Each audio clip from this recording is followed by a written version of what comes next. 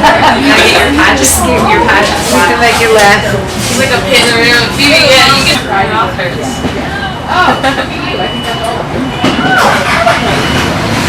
How you doing today? I'm doing great. Great. This is a pretty amazing thing we got going on down here today. Yes, absolutely. The power of women. How long have you been out here all day?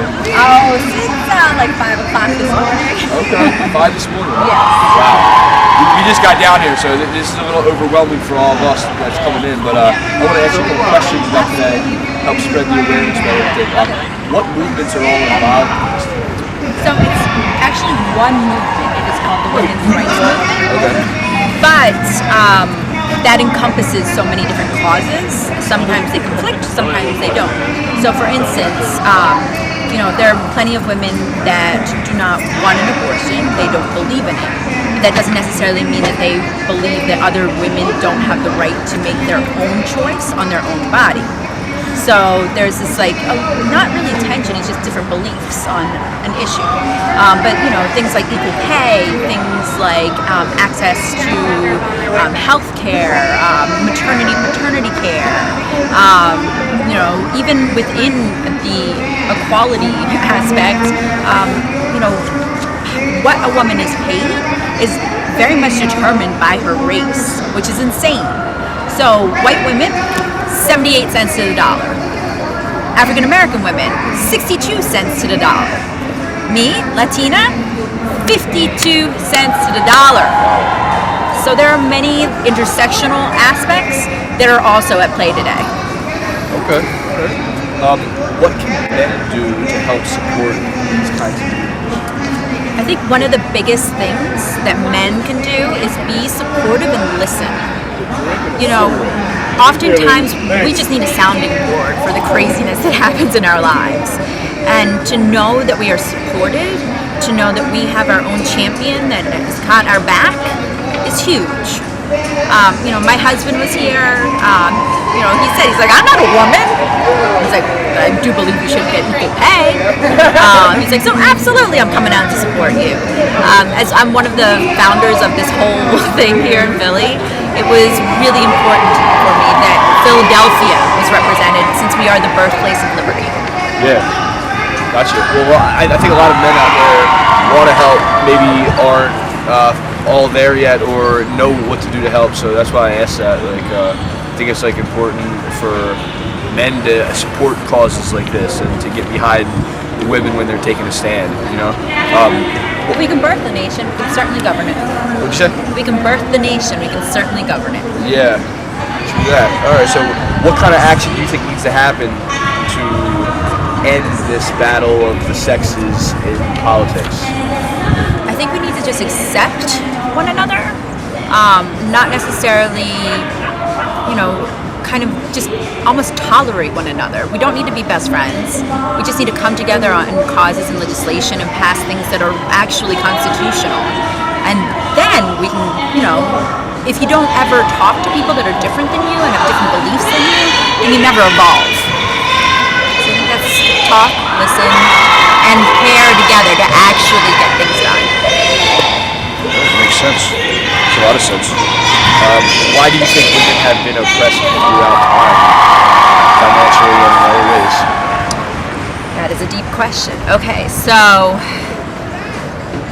we weren't built into the Constitution to begin with. So it was the founding principles. You have your charter, so the Bill of Rights, the Constitution, and the Independence, Declaration of Independence. In that, it was very male-centric. These were men that back in the day didn't believe that women were anything more than property. Now, property in the respect of how much are you worth, then I will marry you kind of thing. And that has evolved into we are no longer just, stuck in the kitchen, birthing out babies and cooking. The revolution of the 70s and the 60s, that really brought a lot of things to the forefront where women couldn't wear pants. That's insane to me. They are so comfy. They couldn't open up their own credit card. They couldn't have their own economic power. So it was back in the day that really set the precedent for what is occurring now. And like everything else, it takes time to make change. It takes generations of times to make change. And one of the biggest things we can do is raise our sons to be feminists, to believe that their wife or their partner is equal to them and is worth fighting for. Ellen, do you mind getting a little shot of this with us right here? Because I know. Why do you think there has been a lack of support from men in these conversations in the past? In the past, I believe that it wasn't shaped or like presented in a way where it was almost like a gender war. While it isn't about gender war, this is about your wife should get the equal pay as those that she works in the same building with and does the same job. It's like your daughter should not have to fear being sexually harassed going to a bar because somebody else doesn't think that her rights have any value. So there is a way that this can be framed as not, he said, she said, clash, whatever, but it could actually be you and I are needed to actually further our society. So if we partner together, we could do beautiful things. But if we don't, this is just going to crumble. Makes sense. I know for me, like in the past, in my younger, more immature days, it was hard for me to get into the feminist movements because it was so projecting towards men. And I feel like, I guess maybe with maturity and maybe even with better representation, I feel like that is all changing. I think people my age, I'm 32 now, are now waking up to the fact that being a teenager is over, being in your 20s is over. So I got gray hairs now. Yeah, yeah. I'm 31. Women make the world go round. Yeah. So, what movement do you see being ahead of all these other movements in the message? So I think equality has to be forefront almost. Now, I mean, within the movement or just what movement in general, I would say the women's rights movement has to be the forefront. Now, within that, the notion of equality, that, within the Constitution, we actually have the rights and that they cannot just be stripped away from us. These are Supreme Court holdings. These are the highest of the land. And, be it whatever current administration is in office, politicizing our rights isn't actually helpful. Do you feel that some people may put the Declaration of Independence at too high of a level as far as what is expected from this nation? As in, it's already been broken so many times by our government, and we continue to look towards it every time we break that? No. I believe that there are principles that we are founded upon here. Oftentimes they're hard to reach. They're not easy.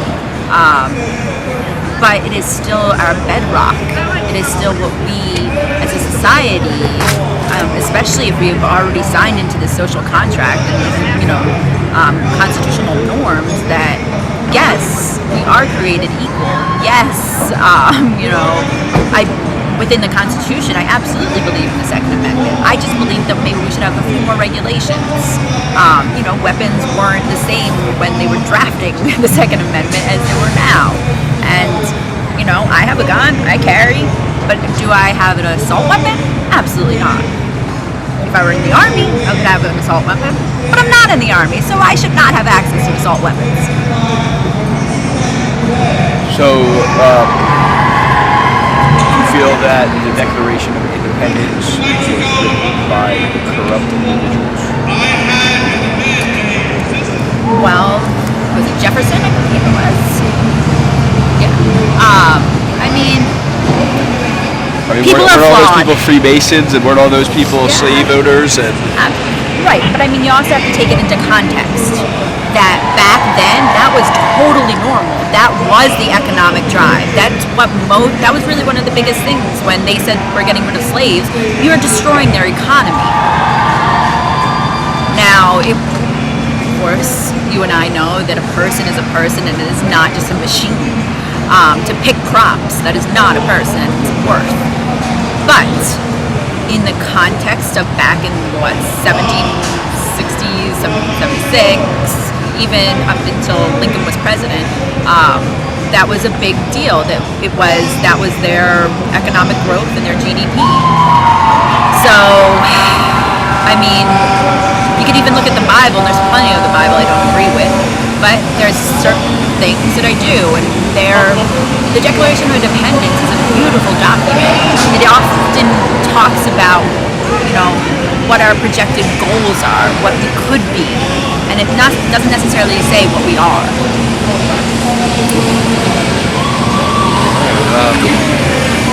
Well, everybody has their own views on how things are and why they are and how things can become better in this country.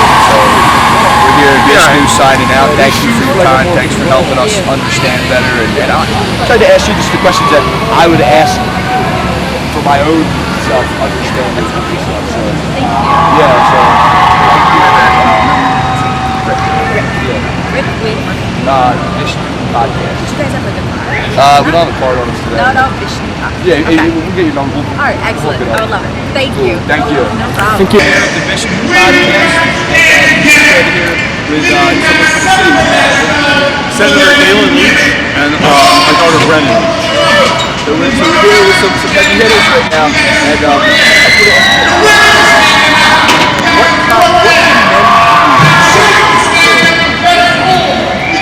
Well, they can embrace it as women's rights, as Hillary Clinton said, are human rights. And so, as a human, my job is to fight for the rights of everybody. That includes the rights of women for not only reproductive choice, but for equality in healthcare, and in terms of every other issue that we're fighting for today. Men are very important in this fight, and so to the extent I can lend whatever abilities I have to the cause, that's what I plan to do.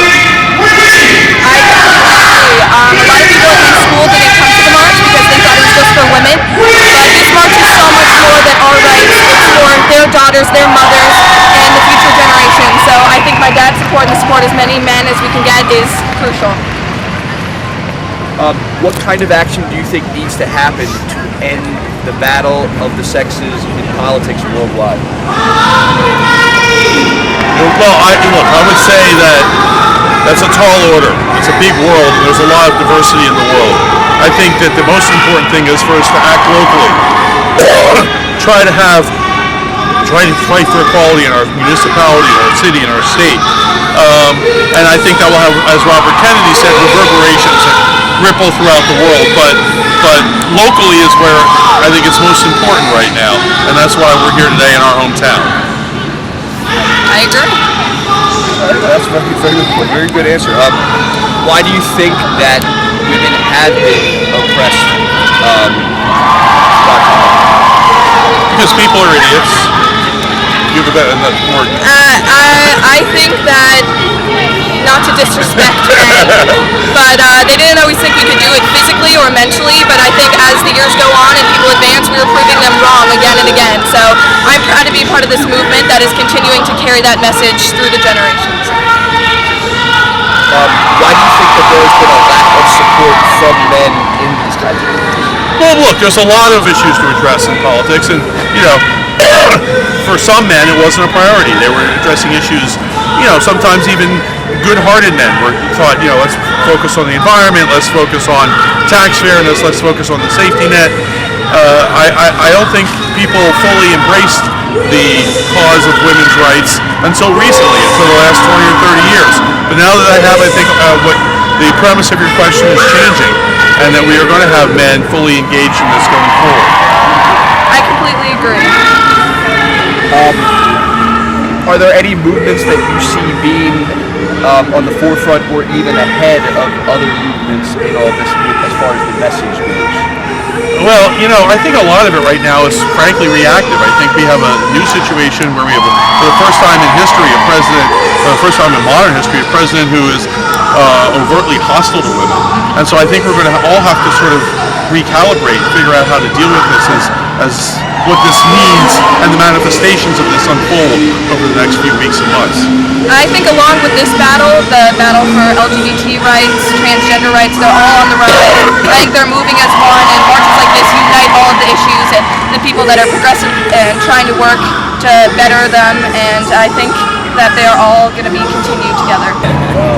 What movements are all involved in this today?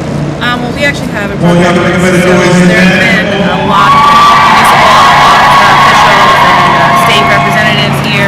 We have some CEOs of different advocacy groups, like Planned Parenthood. The founder of Jade's Voice was here. We had the mother of Geneva Beal was here. We had city council. Just different. I think just a lot of different organizations that represent the full spectrum of women's rights issues. So. Women's rights, the LGBT community, as well as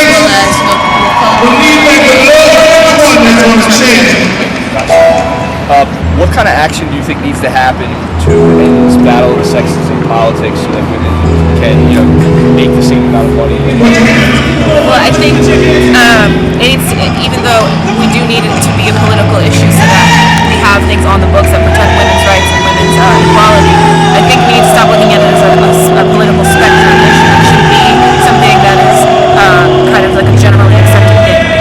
It shouldn't be where are you left or right, or are you a liberal or are you a conservative? It should just be a blanket accepted given that women deserve to be treated equally.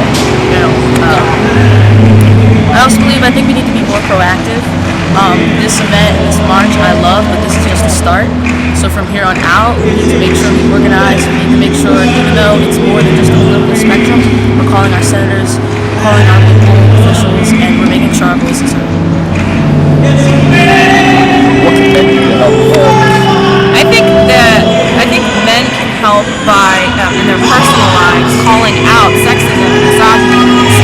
I think we have this boys will be boys attitude, and no one wants to be the buzzkill at the bar when your friend tells some dirty joke or they puts down a woman, or when you see catcalling happen. It's up to that's where with their fellow cisgendered men, they can say, hey, that doesn't make her feel good, that doesn't work, you don't look good, you're not helping anyone out by that. And know that it's uncomfortable. It's going to take men being okay with being uncomfortable with themselves and with their peers for any change to happen, because it is personal. It's highly personal. Everybody knows a woman close to them, so their first context with women's rights is going to be highly personal. So it's going to be uncomfortable. Oh, that was perfect. Well, to add to that, how do you think that music plays into all this? I know that in music there's a lot of different kinds of ways. So I'm not for policing people's musical choice or what they choose to write or what people enjoy. But I think that we need to stop taking every lyric or every piece or art piece that we see literally and see it for just that, which is art. There is an overall message which can definitely be taken, and I think that it's more important not to try to police what people do and tell them they can't do that, but to make sure that for every negative, disparaging song or piece about women, there's something positive, so that we're creating positive music, uplifting music.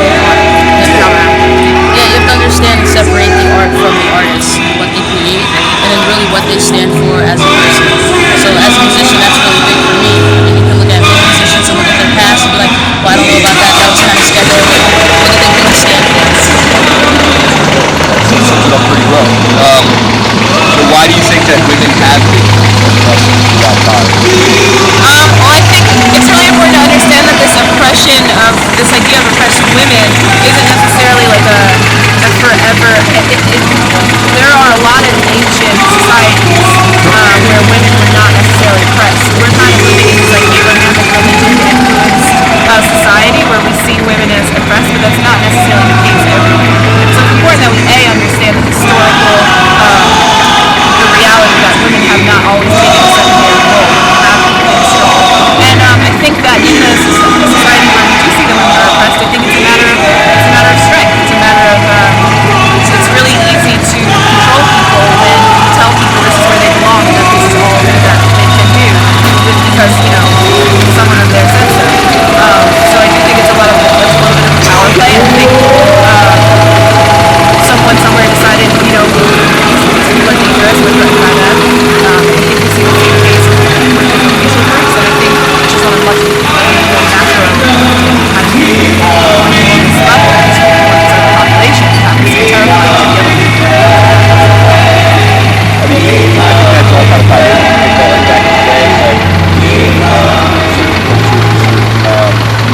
countries that had some kind of spiritual power or Yeah, I think most non-Abrahamic religions have a feminine deity, at least presence and part of their their deity or deities, and so I think that is something that was seen as threatening to the people that kind of laid the framework for society that we live in. And I think right now, there are a lot of parallel societies that exist where women don't necessarily take a secondary role.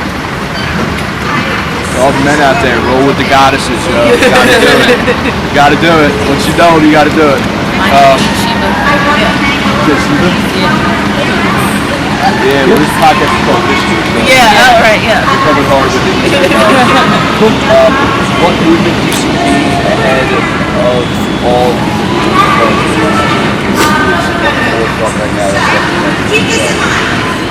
I think it's hard for me to point. I see it all as one movement, so it's hard for me to say, oh, this group or I think every group has certain figures that are really representative of that, and I think we need to kind of broaden our view of like the feminist women's rights movement. I think like you can't call Beyonce any less of a feminist than Cecile Richards, but those are both very prominent people in their own way. So it's hard for me to say that there's one. I think the movement itself is strong because there are so many different. Everyone's coming from their own perspective for a common goal to follow. So you're taking all these stories and experiences from different people, and they're stepping up to the plate and speaking. And I think that broad landscape is what's really going to bring them out. And I think we do have this narrow idea of what a feminist is, and I think that's one of the most detrimental things that we can do is just define how someone is a feminist and what the best way to be a feminist is. I don't think that is beneficial at all. I think we kind of counterproductive. That's why I ask these questions. I know more than I do. So last question. I know that a lot of people talk about the Declaration of Independence and this and that, and do you feel that people are, while trying to make things right with the Declaration of Independence, do you feel like that people are forgetting the fact that some of the people who wrote the Declaration of Independence were corrupt? Yeah, I mean, I think what we need to look at is the body of work and not necessarily the people. I mean, you can see that with anything that was written by human beings. I think there's the ability to point to the flaws of the human beings that wrote it. To a certain extent, you can say that with religious texts. You can say that with our legal, with the Constitution, the Declaration of Independence. And that wouldn't just go for the United States, that would go for all, any country, as founded on the principles that at some point a human being wrote. So I think, though, if you do look at it as a creation of a bunch of people, then the Declaration of Independence becomes its own entity, it's its own thing. So the corruption of the people that wrote it doesn't necessarily take away from the importance and the content of what's in that document. That's it. You got it. The idea of all of the people who wrote it coming together. If you just take the idea of the Declaration of Independence, I think then you can progress. I can look at it and be mad all day. I can be like, well, Thomas Jefferson had slaves. Like, why do I care? It's a different time. Education is huge. Everyone's learning things every day. There's someone who I may call a misogynist who has no idea that they say something that's misogynistic. Maybe it's just about simple conversations and talking to people and learning. I know that happens to me sometimes. Like I'll try and stay true to the funk, and then by staying true to the funk, sometimes it ends up sounding, in a way that I'm not intending. Hey, and you don't know until you know. Like, my boyfriend is a white man, so I mean, he comes to me all the time. He's like, "What? Am I saying anything wrong? Am I doing anything wrong? I'm open for you to learn. I can't speak for you or ever understand what you're going through, but just tell me your ideas. Tell me what's the right way to do something." And I got it. Intent is important. All about intentions. Yeah. It's like, it fuels. At the end of the day, someone can say anything to you, but they can call you like a piece of cotton candy. It's not going to be offensive, but what hurts is they intended to hurt you. Absolutely. That's what hurts. So that's the important thing to understand. Yeah, I have all the patience in the world with anyone who truly believes they're a good person. I can sit down with anyone who does anything that may offend me, but if they believe they're a good person and I say, hey, what you're doing is hurting us, hey, what you're doing is setting back women, setting back people of color, setting back the LGBT community, then it's very simple at that point for them to go, oh, let me rethink my mindset, because I don't want to hurt people, so maybe I should just change it. You you can't decide when you're hurting someone. You know. Yeah, it makes sense. I know a lot of people do it by accident. Mhm. Yeah, it makes a lot of sense. Well, thank you for being a part of all this. Asking us. Vishnu, what are we doing? Podcast. Cash it out. This is the Fence Man here, just addressing y'all today. Today I went to the Women's March over in Philadelphia, PA, right by the Art Museum, and I just gotta say one thing, that I completely support the movement and all, and equal rights. I believe that everybody as a human being is entitled to certain rights, and I know, I just feel like everybody should be equal and all in this world. We all live in this world, and I just feel like everybody should have equal rights, no matter like where they come from or what they do. We're all human beings. We're all entitled to equal rights, no matter what race you are, and no matter what sex you are. Everybody's all entitled to the same rights. So just wanted to put that out there, and that these speakers out there were amazing today, and I just feel that they poured their heart out there. They poured their heart and their soul into putting this event together, and I just feel that they deserve to get their words heard, and just completely agree that they deserve the utmost respect, and they deserve to have their words listened to. And just wanted to put that out there at the end of this video. I know I was quiet. I was the one actually filming it, but I feel like a true man stands behind his woman, no matter what she does. So I just want to put that out there, that I agree with the women's rights movements that was going on today, that I was doing, and that just wanted to put that out there to y'all. So anybody watching, just just keep an open mind, and just realize that no matter what your stance is on the political movement that's going on, I just believe that if you don't agree with anything with the political movement, with the president and everything, that you don't need to be violent about it. Just it's a peaceful protest. No need to go out there.